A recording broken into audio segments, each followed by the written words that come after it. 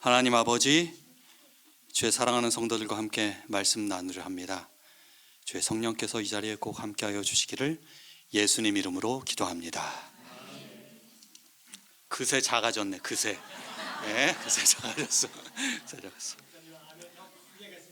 예, 감사합니다. 누가복음 5장에 있는 말씀을 좀 보도록 하겠습니다. 누가복음 5장 1절로 11절에 있는 말씀입니다. 무리가 옹유하여 하나님의 말씀을 들을새 예수는 게네사렛 호숫가에 서서 호숫가에 두 배가 있는 것을 보시니 어부들은 배에서 나와서 그물을 씻는지라. 예수께서 한 배에 오르시니 그 배는 시몬의 배라. 육지에서 조금 떼기를 청하시고 앉으사 배에서 무리를 가르치시더니 말씀을 마치시고 시몬에게 이르시되 깊은 데로 가서 그물을 내려 고기를 잡으라. 시몬이 대답하여 가로되 선생이여 우리들이 밤이 맞도록 수고를 하였으되 얻은 것이 없지만은 말씀에 의지하여 내가 그물을 내리리이다 하고 그리한즉 고기를 내온 것이 심히 많아 그물이 찢어지는지라. 이에 다른 배에 있는 동물을 손짓하여 와서 도와달라 하니 저희가 와서 두 배의 채움에 잠기게 되었더라. 시몬 베드로가 이를 보고 예수의 무릎 아래 엎드려 가로되 주여 나를 떠나소서 나는 죄인이로소이다 하니 예수께서 시몬에게 일러 가라사대 무서워 말라 이제 후로는 내가 사람을 취하리라 하시니 저희가 배들을 육지에 대고 모든 것을 버려두고 예수를 좇으니라. 아멘. 여러분, 이 본문은 베드로가 처음으로 예수를 만나서 제자로 부름을 받는 장면이 아닙니다. 여러분, 베드로는 누구에 의하여 누구를 통하여 예수님의 제자가 되었습니까? 바로 그의 형제 안드레였습니다. 요한복음 1장에 보게 되면 요한의 말을 듣고 예수를 따르는 두 사람 중에 하나는 시몬 베드로의 형제 안드레라. 이 1장 40절에 나오는 이 요한은 침례 요한입니다. 안드레에 대한 이야기, 그가 먼저 자기의 형제 시몬을 찾아 말하되 우리가 메시아를 만났다 하고 메시아는 번역하면 그리스도라. 데리고 예수께로 오니 예수께서 보시고 이르시되 내가 요한의 아들 시몬이니 장차 게바라 하리라 하시니라. 게바는 번역하면 베드로라. 이 누가복음 5장의 내용은 요한복음 1장에서 마찬가지로 안드레에 의하여 예수의 제자가 된 베드로, 그로부터 한 1년여 시간이 흐른 뒤의 사건입니다. 형제 안드레의 소개로 예수님의 제자가 되었던 이 베드로가 1년의 시간이 흐른 뒤에 어떤 일인지는 모르겠지만 실망함으로 잠시 제자의 자리에서 떠나 있던 때입니다. 우리는 이 누가복음 5장의 말씀을 통하여 밤새도록 잠을 못 잔 한 사람을 발견하게 됩니다. 일하느라고요? 물론 그렇습니다. 표면적으로는 그물질 하느라고 그렇게 보이지만 눈에 보이는 것, 그것이 전부가 아닙니다. 그의 마음속엔 아주 복잡한 번민이 있었습니다. 이때는 바야흐로 AD 29년 이스라엘의 게네사렛 호수에 날이 새고 있었습니다. 문제 드리겠습니다. 문제. 다음 중 다른 것 하나를 고르시오. 보기는 총 5개인데요 4개는 동일하고 1개가 다릅니다. 아시는 분은 손을 들어주시기 바랍니다. 지난번에 제가 제일 일찍 손든 사람을 잘 못 찾아가지고 컴플레인이 좀 있었는데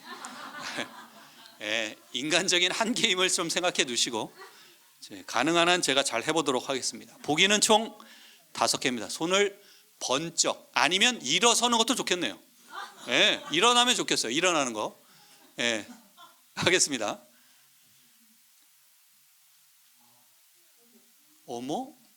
자, 우리 저기 누구야? 우리 복상욱 집사님 옆에 누구시죠? 홍희수 집사님. 정답은 5번 사해. 사해? 아니야? 5번 정답입니다. 선물 드리도록 하겠습니다. 게네사렛 호수, 갈릴리 호수, 갈릴리 바다, 디베랴 바다 다 동일한 겁니다. 다 동일한 지역이에요. 사해바다는 이것과 다르지요. 갈릴리 호수로부터 쭉 내려와서 흘러가는 게 요단강이거든요.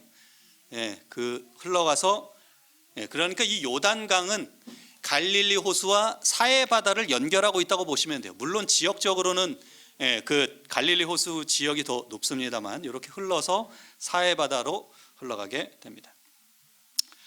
그래서 이 예수님께서 조용한 시간을 보내시려고 갈릴리 호수, 갈릴리 바다, 게네사렛 호수로 오셨습니다. 낮이고 밤이고 새벽이고 가릴 것 없이 날마다 계속해서 따르는 그런 무리들에게서 떠나서 잠시 쉬기를 원하셨습니다. 근데 곧 사람들이 예수님 주변에 또 모여들기 시작했습니다. 모인 무리들이 너무 많아서 사방에서 그분이 이제 압박을 받으셨어요. 군중이 밀려오는 것을 피하기 위하여 예수님께서는 고기를 잡던 베드로의 배에 오르셨습니다. 배가 두 척이 있었거든요. 근데 누구의 배에 오르셨는가 하면 베드로의 배에 오르셨습니다. 이제 여기부터는 이제 예수님의 의지가 가미된 것입니다. 두 배 중에 베드로를 선택하여 그 배에 오르셨어요. 어떤 마음으로 그 배에 오르셨을까? 베드로가 자신의 그 모든 것을 내려놓기를 바라는 마음으로 베드로에게 먼저 다가가셨습니다. 그의 마음이 어떤지 예수님께서 아셨어요. 그가 어떤 마음으로 지금 1년여 동안 내 제자로 그 주변에서 있다가 지금 한동안 떠나가서 지금 그물질하는지 예수님께서 아셨습니다. 베드로는 당시에 내려놓을 것이 너무 많았습니다. 주저하고 포기하고 싶은 마음 가득한 그 심령을 헤아리셔서 다가오셔서 그로 하여금 내려놓기를 바라는 마음으로 그 배에 오르십니다.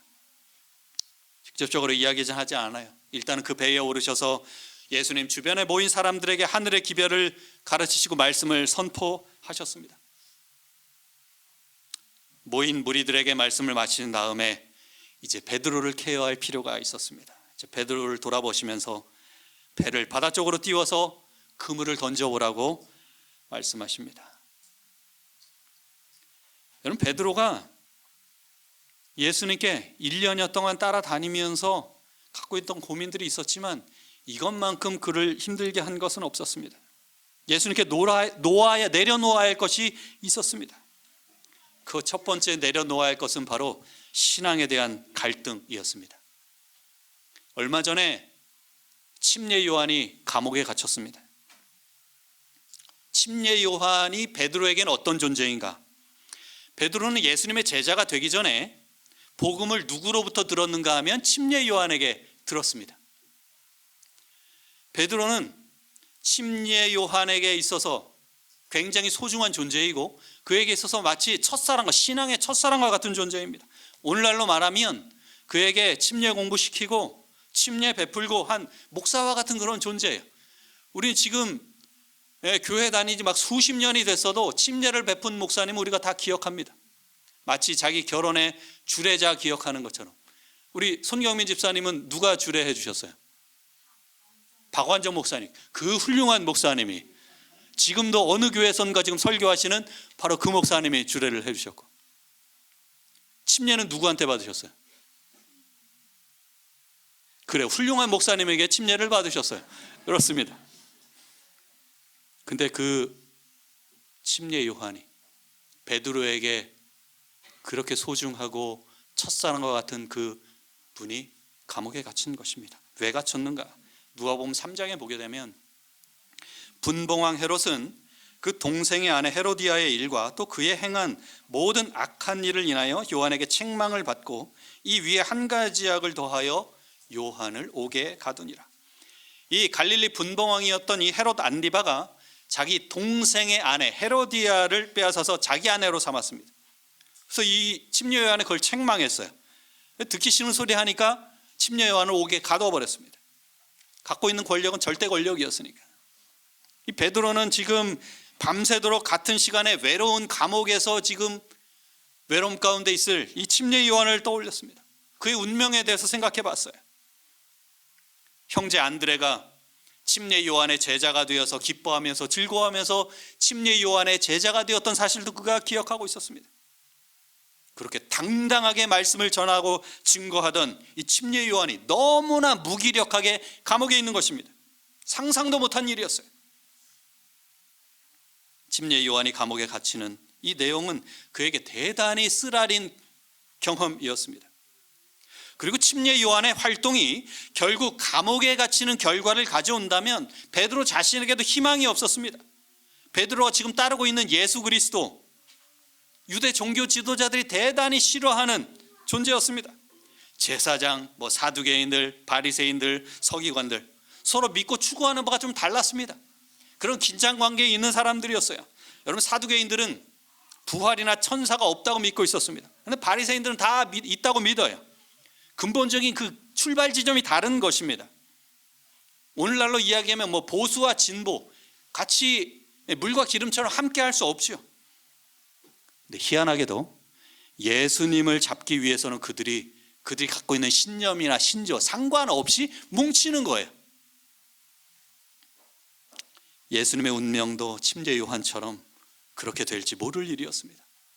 베드로는 지금 예수님께 그의 소망을 걸 수 없었습니다. 침례 요한과 예수님, 그리고 함께 예수님을 따르는 그 제자들의 앞날을 생각해 보았어요. 암담했습니다. 희망이 보이지 않아요. 가슴이 너무 답답한 것입니다.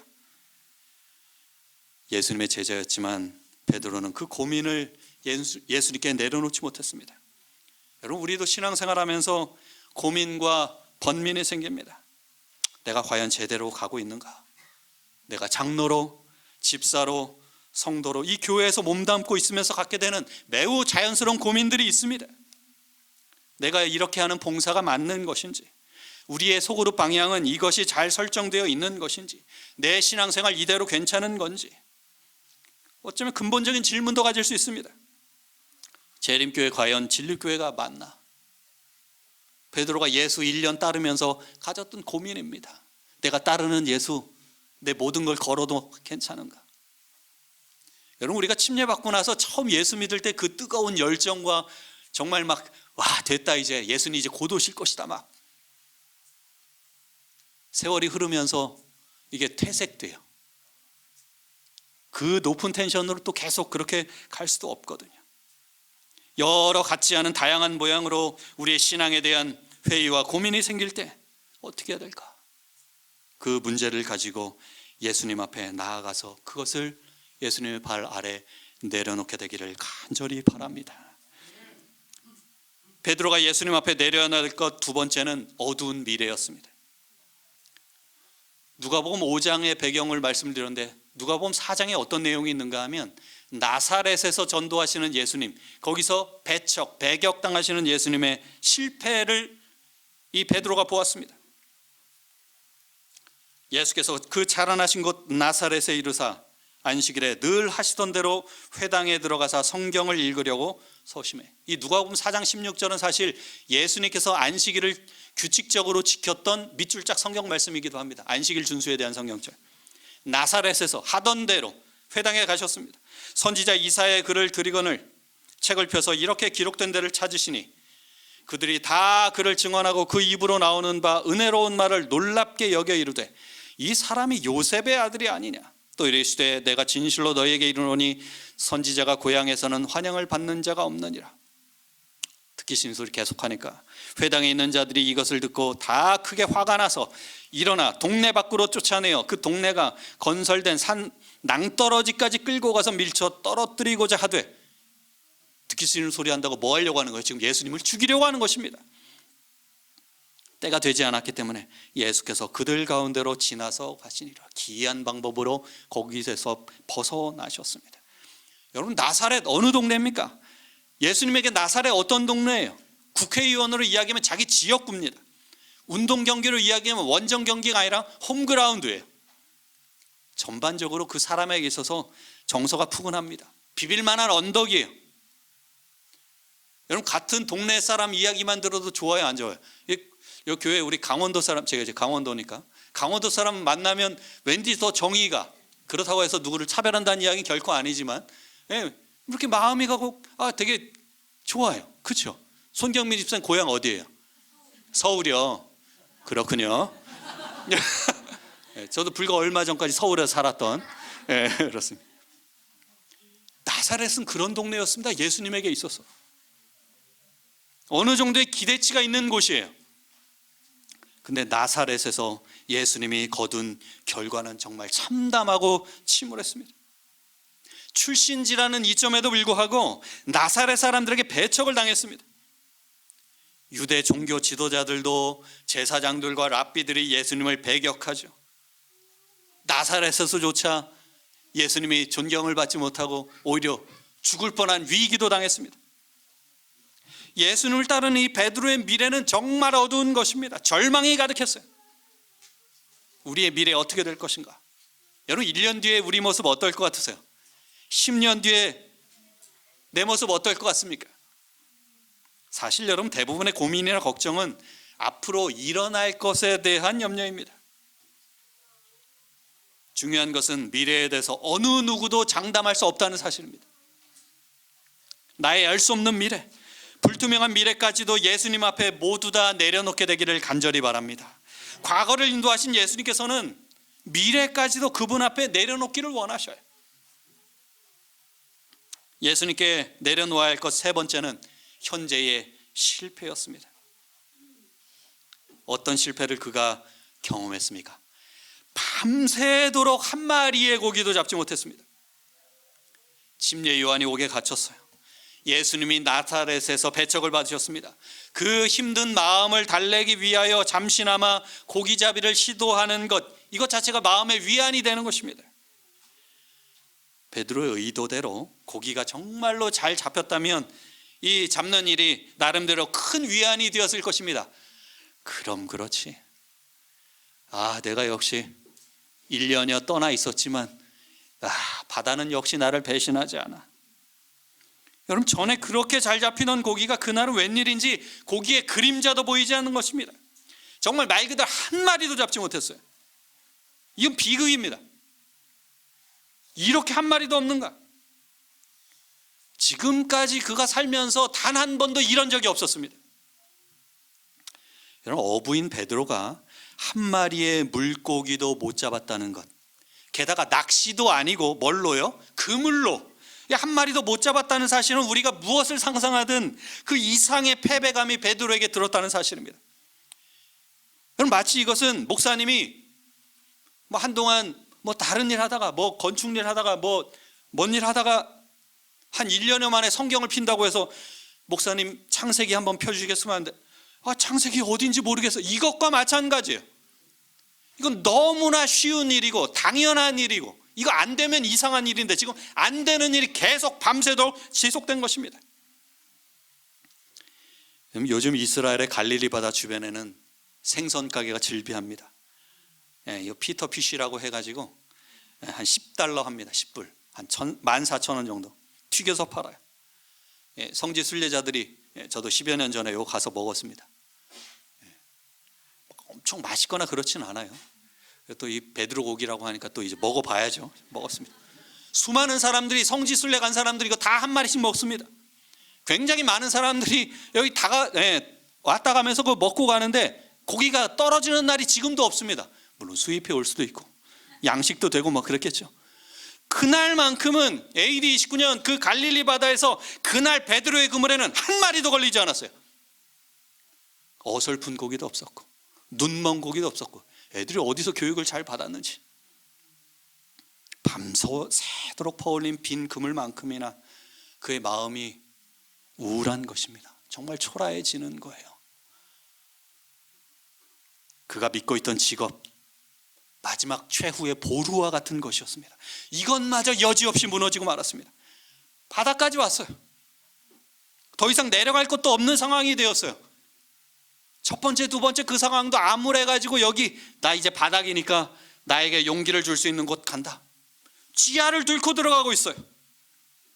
철저하게 무너진 것입니다. 여러분 완전히 처절하게 철저하게 실패한 현재의 모습까지도 예수님께 내려놓게 되기를 간절히 바랍니다. 여러분 우리는 또 다른 베드로의 모습입니다. 우린 자주 베드로와 제자 사이를 오고 가요. 예수님을 믿는다고 따라 나섰지만 교회를 드나들면서 교회의 마당만 밟고 있는 것은 아닌지 마음이 불편할 때도 있습니다.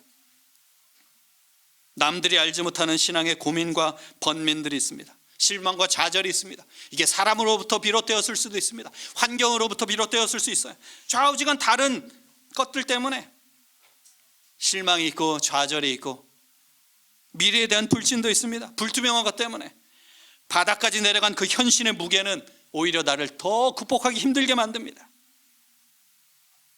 믿음과 신앙의 위기, 삶의 절망, 이것이 또 다른 베드로 나의 모습입니다. 근데 예수님께서 어떻게 하셨어요? 그 배에 오르십니다. 내가 네 마음 안다. 다른 배 있었지만, 아니면 그 배에 오르지 않고 말씀 전하실 수 있었지만, 굳이 그와 접촉점을 찾기 위하여 그의 배에 의지를 갖고 오르셔요. 나의 신앙에 대한 고민, 어두운 미래에 대한 걱정들, 철저하게 무너진 현재의 모습까지도 그 모든 것 내려놓으라고 요구하십니다. 근데 여러분, 내려놓기에는 너무 갈등이 많습니다. 예전에 실패했던 경험이 발목을 잡는 것입니다. 이게 과연 해결이 될까? 밤새도록 해봤던 그물질입니다. 이제 내 생각과 내 이성과 예수님의 요구가 충돌하는 지점이 쉽게 내 생각이 포기가 됩니까? 안 돼요. 내가 더 잘 알거든. 머리가 더 복잡해지는 것입니다. 어떻게 내려놓을까? 말씀에 의지하여 내려놓아야 합니다. 여러분, 베드로가 예수님의 말씀에 반대할 수 있었던 이유가 있습니다. 그 첫 번째는 예수님은 고기잡이에 관한 지식이나 경험이 거의 없는 목수 출신입니다. 갈릴리 바다에 대해서 잘 아는 것, 그 해저 지역 뭐 이런 거 누가 더 잘 알아요? 베드로가 더 잘 압니다. 이거는 뭐 비교 대상이 아니에요. 목수랑 어부 누가 잘합니까? 당연히 말도 안 되는 일이죠. 이 사람의 조언을 듣는다? 갸우뚱하게 되는 것입니다. 두 번째, 여러분, 고기 잡는 최적의 시간은 밤이에요. 근데 그물을 내리는 시간은 지금 햇빛이 아주 환히 비치는 아침입니다. 이것도 자기의 경험치와 충돌하는 지점입니다. 말도 안 되는 일이거든요, 이거. 그리고 그물을 내리는 데는 이 적당한 깊이여야 되는데 예수님은 뭐라고 얘기해요? 깊은 데로 가서 내리래.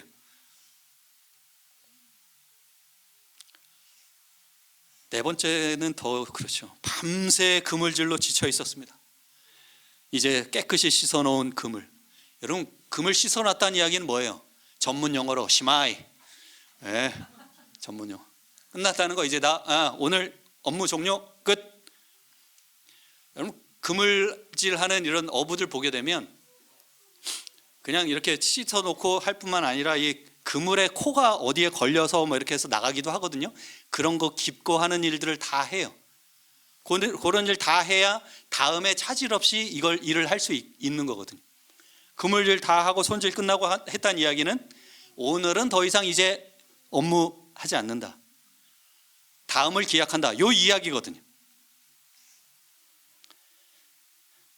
계산기 두드려본 다음에 합리적이고 이성적이고 보편타당할 때 누구나 공감할 수 있는 그런 상황 가운데 내려놓는 것이 아니라 상식적으로 누가 보더라도 이건 말도 안 되고 이해가 되지 않는 상황일지라도 말씀에 의지하여 내려놓아야 하는 것입니다. 베드로의 아름다운 고백이 들려오죠. 시몬이 대답하여 가로되 선생이여, 우리들이 밤이 맞도록 수고를 하였으되 얻은 것이 없지만은 말씀에 의지하여 내가 그물을 내리리이다.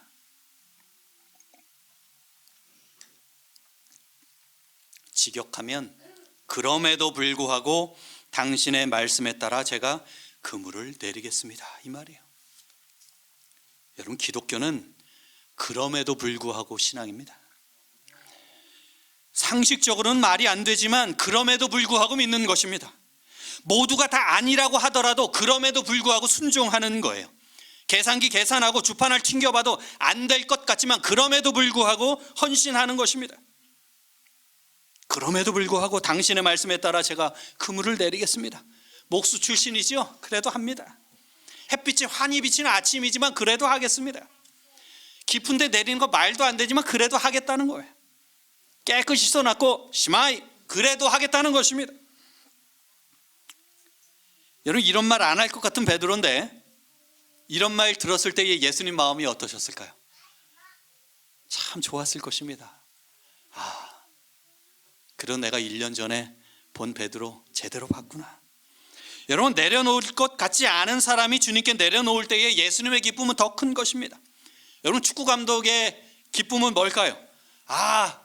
골 넣는 것입니다. 골 세레머니 하는 거예요. 스트라이커가 골 넣으면 좋아요. 최전방 공격수니까 골 넣었을 좋아요. 근데 생각지도 않았던 수비수가 골 넣었을 때 감독은 더 기뻐하는 것입니다. 이거 보세요. 정말 하늘나라를 얻은 것처럼 좋아하잖아요. 가장 극적인 것은 뭘까요? 골키퍼가 골을 넣었을 때, 이건 뭐 대박입니다. 여러분, 골 넣는 골키퍼 하면 파라과이의 칠라베르트라고 하는 선수입니다. 2004년에 은퇴했는데요. 이 선수는 A매치에서 8골 넣었습니다. 세계 최초로 골키퍼가 해트트릭을 작성했습니다. 여러분, 우리나라에도 골 넣는 골키퍼 있었지요. 요즘은 잘 눈에 보이지 않는 것 같아요. 김병지 선수. 1992년에 K리그 데뷔해서 역대 최다 출전 기록을 갖고 있습니다. 706경기. 최다 무실점, 최다 연속 무교체 출전, 최고령 출전 다 김병지가 갖고 있습니다.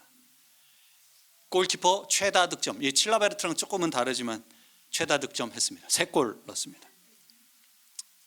한 경기에서 3번 넣은 건 3골 넣은 건 아니고요. 한 골은 헤딩으로 넣고 2골은 PK로 넣었습니다. 김병지가 골 넣었을 때, 골키퍼가 골 넣었을 때 감독이 얼마나 좋을까요? 너무 좋은 거예요. 기대도 안 했는데.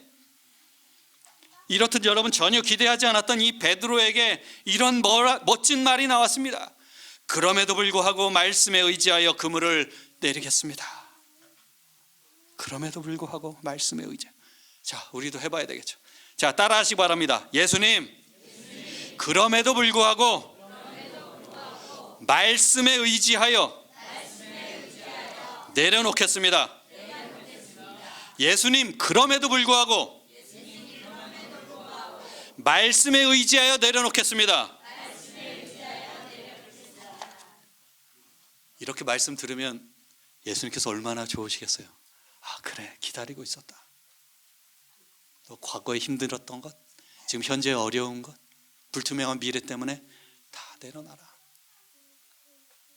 두 번째, 어떤 마음으로 내려놓아야 할까? 여러분, 사랑하는 마음으로 내려놓아야 합니다. 시대의 소망 245페이지에 밤새도록 헛수고를 하고 난 후 그물을 환한 낮에 던진다는 것은 가망이 없는 것으로 보였다. 그러나 예수께서 분부를 내리셨고 또한 그들은 그 선생을 사랑하는 마음으로 순종하였다. 마지못해서가 아니라, 억지로가 아니라 나를 진정으로 사랑하고 위하는 그 예수님의 마음을 알고 그 예수님을 사랑하는 마음으로 내려놓아야 하는 것입니다. 그렇다면 여러분, 예수님께서는 왜 그렇게 내려놓으라고 하실까? 왜 염려들을 맡기라고 하실까? 교육 126페이지에 보면 하나님이 하시는 모든 명령은 하나의 약속이다.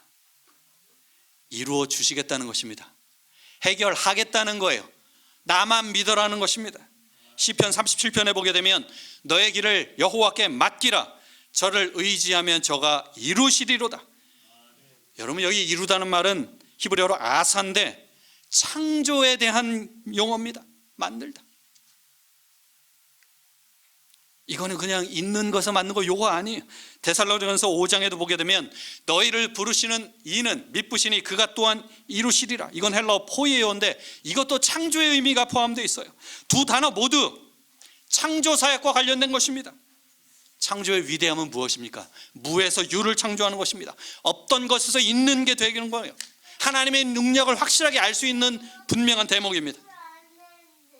여러분, 창조보다 분명하게 하나님의 능력이 나타나는 것은 없습니다. 무에서 유를 창조하신 그 하나님께서 어떻게 하겠다는 거예요? 이루시겠다는 것입니다. 해결하시겠다는 거예요. 그분께 모든 것을 내려놓게 되기를 간절히 바랍니다. 그렇게 내려놓고 나면 엄청난 결과를 얻게 됩니다. 그리한즉 깊은 곳에 그물 내렸더니 고기를 내온 것이 힘이 많아 그물이 찢어지는지라. 그렇게 그물질할 때는 밤새도록 없었는데 어떻게 그물이 찢어지도록 잡히는 거예요. 여러분, 예수님께 내려놓게 되면 두 가지를 알게 됩니다. 먼저 그 첫 번째는 내가 죄인이라는 사실을 알게 돼요. 그럼 베드로가 고기 딱 잡은 다음에 예수님 감사합니다 이런 이야기 하지 않고 뭐라고 이야기합니까? 시몬 베드로가 이를 보고 예수의 무릎 아래 엎드려 가로되 주여 나를 떠나소서 나는 죄인이로소이다. 그의 심령을 다 꿰뚫어 보셨던 그 예수님께서 어떠한 마음으로 그에게 다가오셨고 그 속을 다 들킨 것 같은 것입니다. 1년 동안 예수님을 따라다녔지만 그는 예수님의 진짜 제자로 살지는 않았던 것입니다. 기간이 중요한 것 같지 않아요. 예수 믿는 데 있어서. 바다의 깊은 곳을 아시고 물고기의 방향을 아시고 물고기 떼의 방향을 분명히 아시는 그분이시라면 자신의 삶의 그 모든 것도, 의지도, 뜻도, 마음도 모든 것을 아시는 그분 앞에 자기는 죄인임을 고백할 수밖에 없는 것입니다. 진작에 주님 앞에 내려놓지 못했던 자기의 허물을 보게 되는 거예요. 내가 1년 동안 예수님과 함께 했지만 참 많이 부족했던 사람이구나. 제자로 부름을 받았지만 여전히 담대하지 못했던 지날 날들이 진짜 제자가 되지 못했던 그 순간들이 주마등처럼 지나가는 것입니다.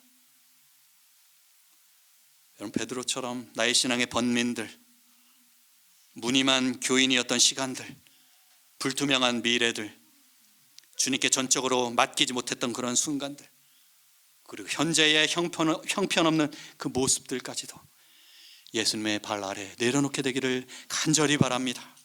내려놓게 되면 우리는 주님이 필요한 죄인이라는 사실을 알게 돼요. 여기서 잠깐 살펴볼 것은 베드로의 이름에 대한 기록입니다. 지금까지는 시몬이라는 이름으로 언급이 됩니다. 시몬의 베라. 3, 4, 5절 다 시몬에게 이르시되 시몬이 대답하여 가로되 3, 4, 5절에서 다 시몬이라고 의도적으로 이야기하다가 8절에서는 이 부분에서 누가복음의 기자 이 누가는 의도적으로 시몬 베드로라고 이야기합니다. 중대한 상황의 변화를 이야기하는 거예요. 이 사건으로 베드로는 그냥 제자에서 진짜 제자가 된 것입니다. 삶의 중대한 전환점이 된 것입니다. 진짜 제자가 된 거예요. 예수님이 반석으로 부르신 그 반석으로 비로소 형성된 것입니다. 첫 대면에서 주신 이름이거든요. 그 이름에 이제 걸맞은 존재가 되어가는 것입니다. 여러분, 예수님께 내려놓게 되면 알게 되는 두 번째는 진정한 주인을 알게 됩니다. 베드로가 자기 삶의 주인으로 예수님을 고백하게 돼요. 여러분, 5절에서 예수님을 부를 때 뭐라고 부르는가 하면 선생이여라고 부릅니다. 1년 동안 제자였거든요. 선생이라고 이야기합니다. 이건 약간 건조한 표현입니다. 8절에서 뭐라고 이야기합니까? 주여, 주여 나를 떠나서. 전엔 선생으로 있었습니다. 이제는 예수님을 뭐라고 불러요? 주님이라고 부릅니다. 베드로는 예수님이 이제 진짜 주인이신 것을 발견했습니다. 바다의 주인이시고 인생의 주인이시고 역사의 주인이시고 모든 것의 주인이 바로 예수님이신 것을 그가 깨닫게 되었습니다. 여러분, 진정 예수님 앞에 내려놓게 되면 참 주인을 발견하게 됩니다.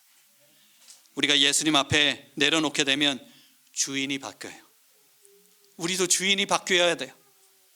예수님 앞에 내려놓으면 우리의 주인이 돈에서 예수님으로, 사람에서 예수님으로, 명예에서 예수님으로, 정욕에서 예수님으로 바뀌게 되는 것입니다.